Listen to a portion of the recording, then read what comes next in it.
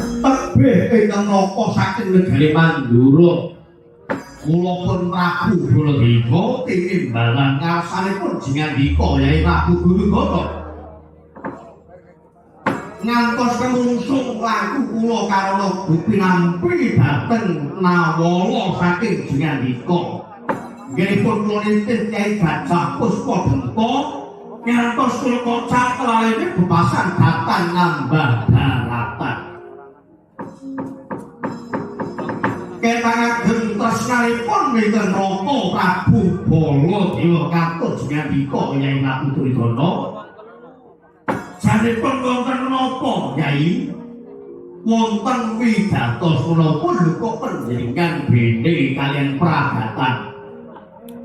lair menika utusaning batin yen lair bungah batine bungah yen lair susah batin yo mesti kagunan dan susah nanti menapa kirang jajahipun ginipun jengandika Durenaka wonten negari Mestika menapa kirang wibawa menapa kirang sugih Mas Pecis Rajagana Bondo Bandu dingarupiah sapanunggalanipun menapa wonten kawula ingkang kirang kampuh jinggo Bagunggung Makuthawaton Banten galak Bondatan Ratu menapa ingkang wonten negari Mestika menika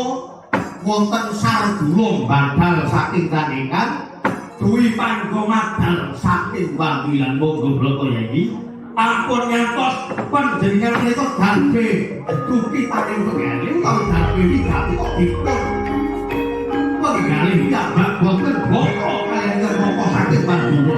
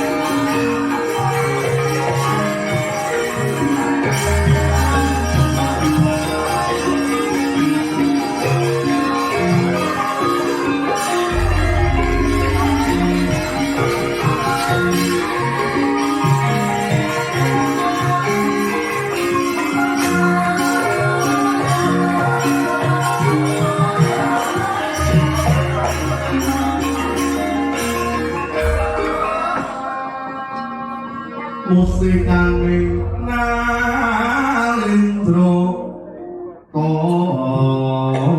tangga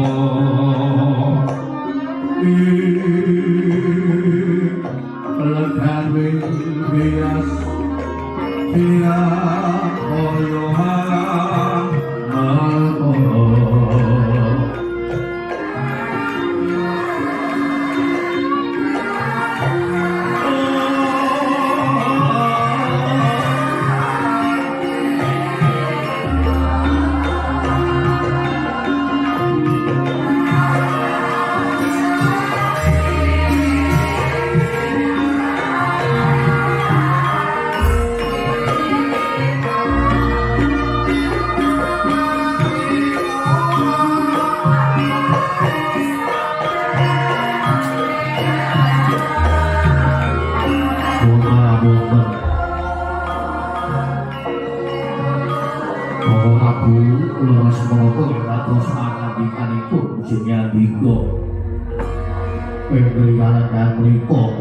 Saudya Nandang Sunggawa Koko Prabu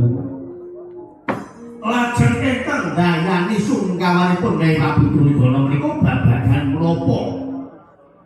menapa perkawis ingkang sampun kuwaturaken dhateng ngarsanipun jingandika tembing wau Kyai Prabu mboten kula menika ratu ingkang sugih mboten ngirangan Bondo Bandu dinarupiah Mas Pecis Rajagana sapanunggalanipun boten kawula ingkang pirang kapur singgung Bagunggung Makuthawaton Banten galak Bondatan Ratu Monggo garap kula kemawon. Pilih panjenengan ngesaken jimat kemat. Apa ngelmu ingkang ampun apa Cawasi Jaya Kawijaya. Ingkang sekti mandra guna kangge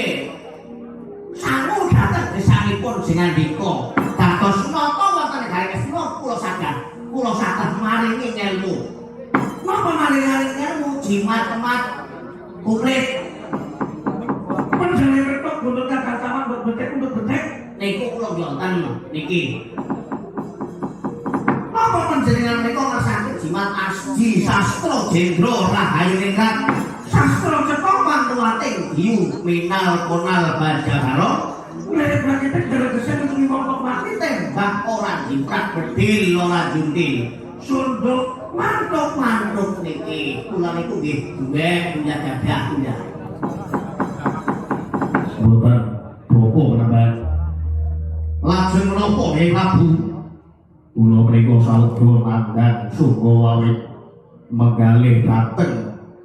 pandhita ingkang jumeneng wonten ing saklebeting wana Tegal Kurusetra.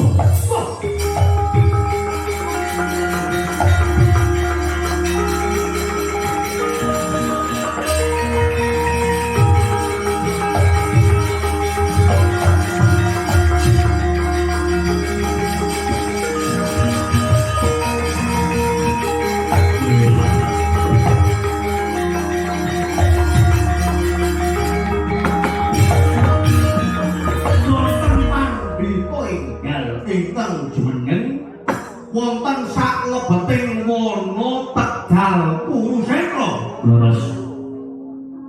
Lajeng pendhita menika peparatipun sinten?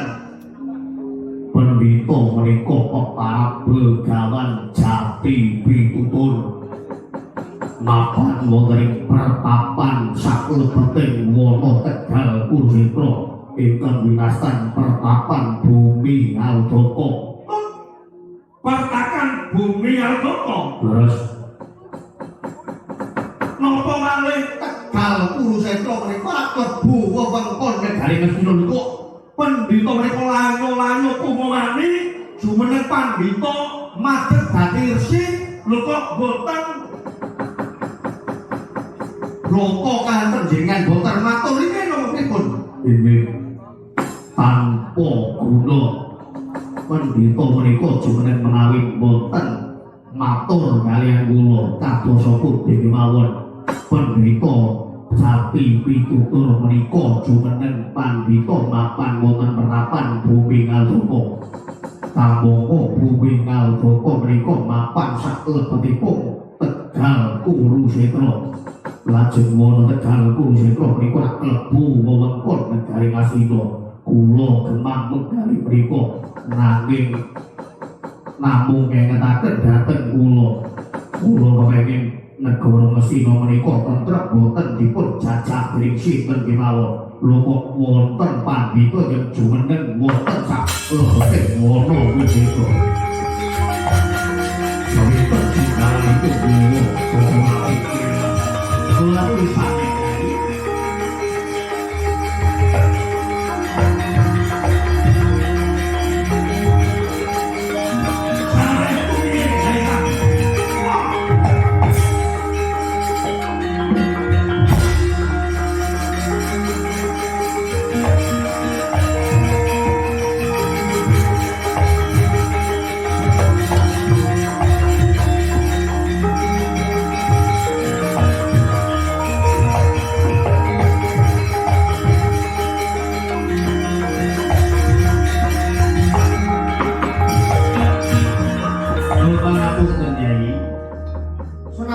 iki pandhita yang mapan wonten saklebeting wana Kurusetra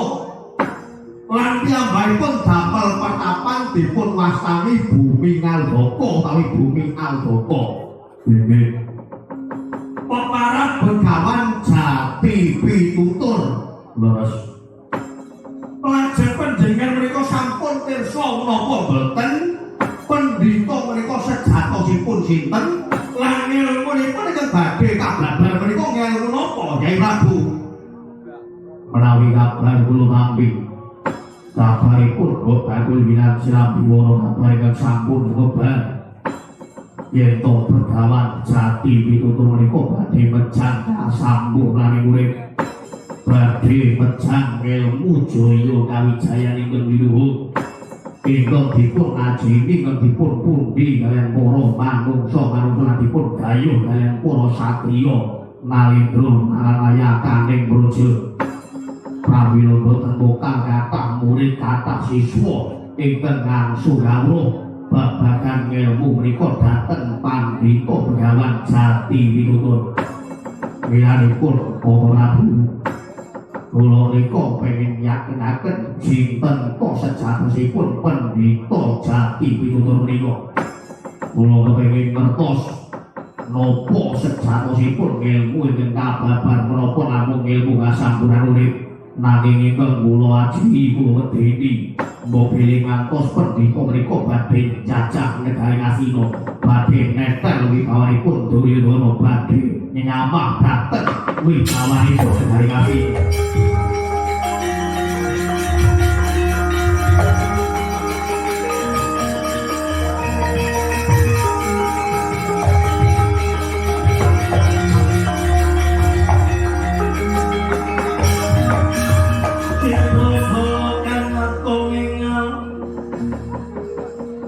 Sambo samyongo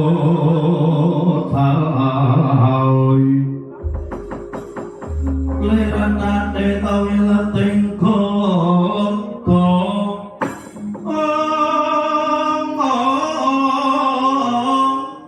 dari mangaku ngamangundo ningti benjang sangat jimicil laki latinyo ngendali humus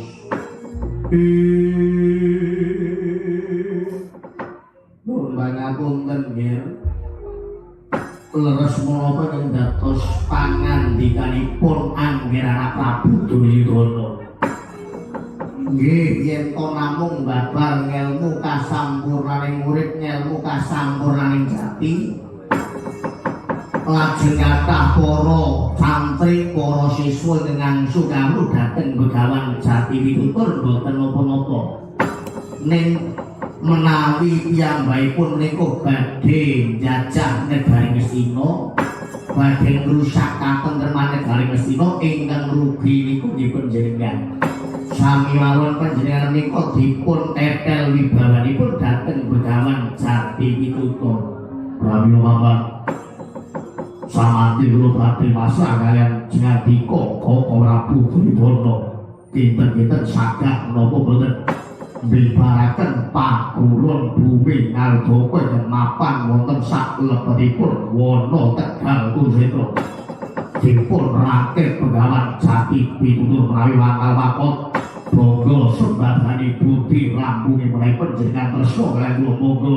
matur kula dipun sembadani cocok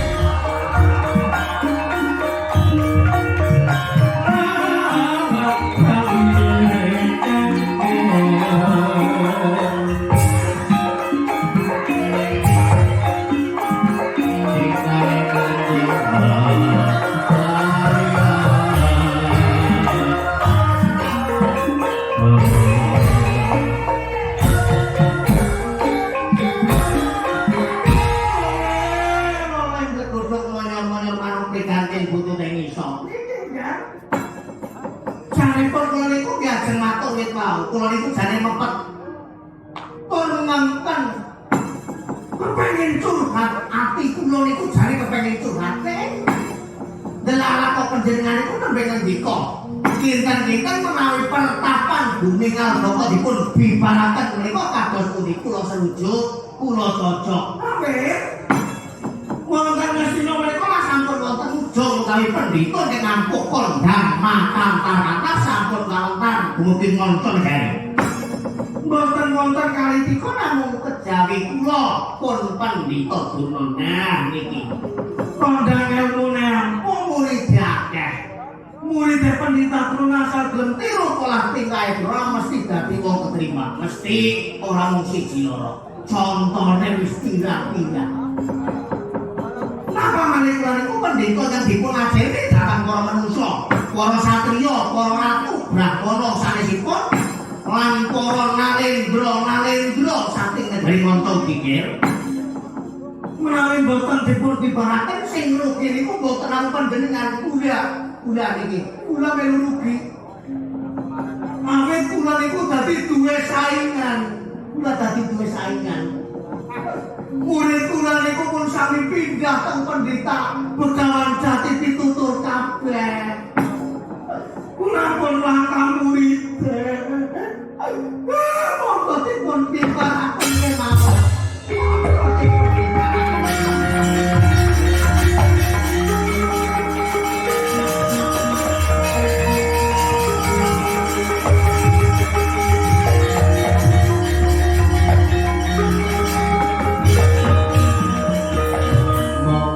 dipun bibaraken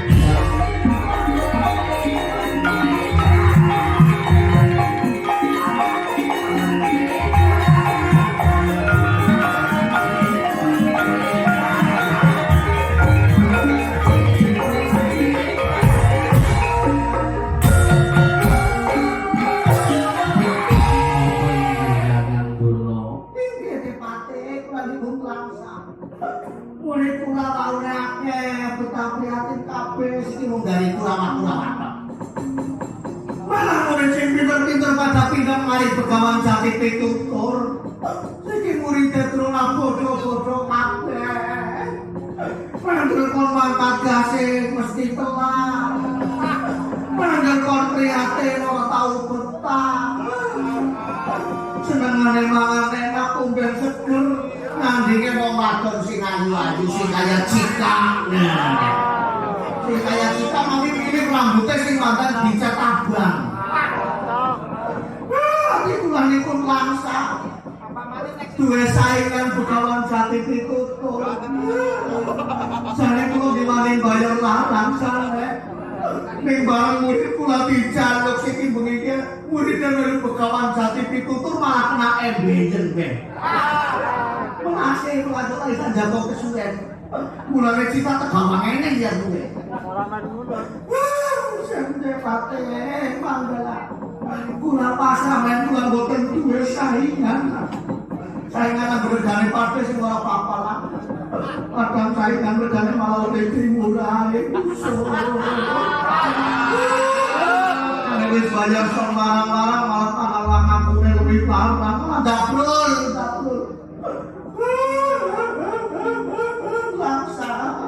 tapi kepengen nangis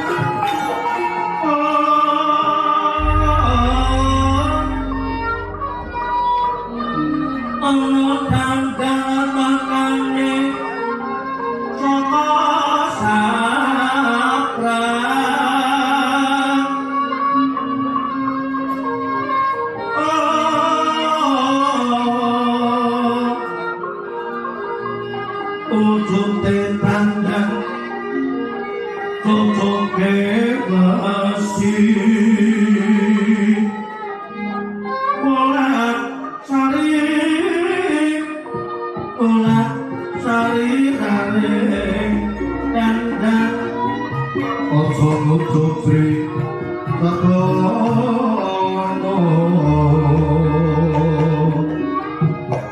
nyucuk sarap-sarane wong kangen-kangen suka kadilaru sagara itu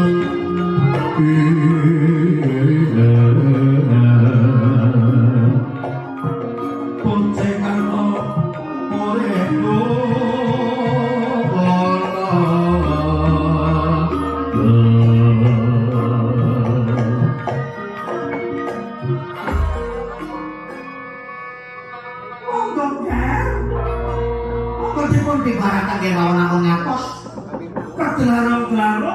Ginipun Begawan Jati Pitutur mapan wonten sakla beteng Wono Tegal Kurusetra. Lan piyambakipun mriku sampun bangun pertapan ingkang winastan pertapan bumi Ngaldaka monggo nggih. Pasrah kaliyan ingkang Raka Prabu Baladewa kira-kira.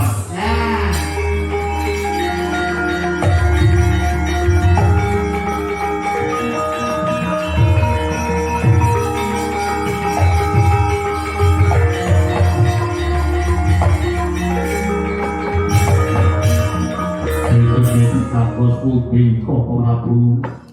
menawa panjenengan menika saged bibaraken pagungan bumi Ngaldaka Pandita Begawan Jati Pitutur dipun rangket kemawon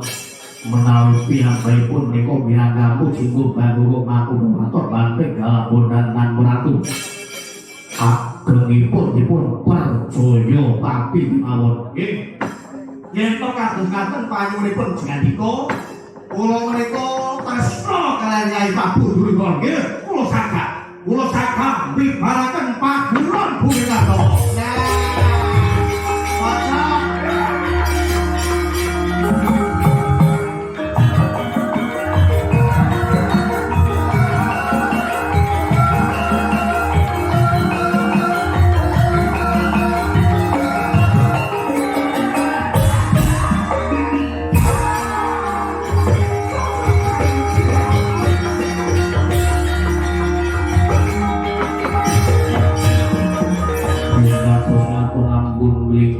Agengipun kedhawan sumangga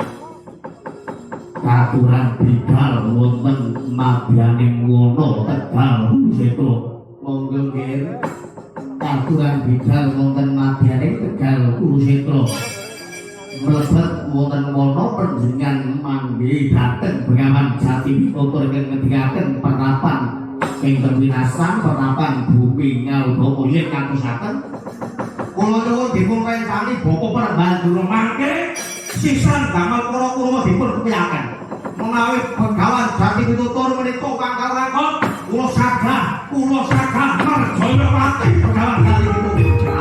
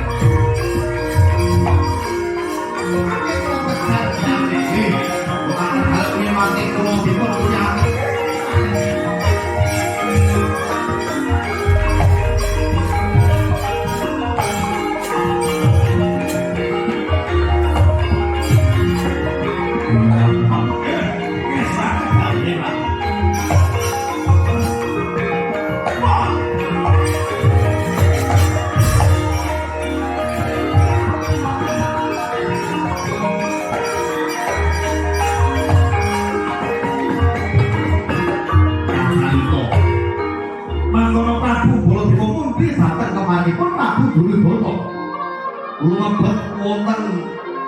Wono Tegal bakal turu setra swedya bibaraken paduron bumi ngalbaka. Dipun pandhegani kaliyan Begawan Jati pitutur.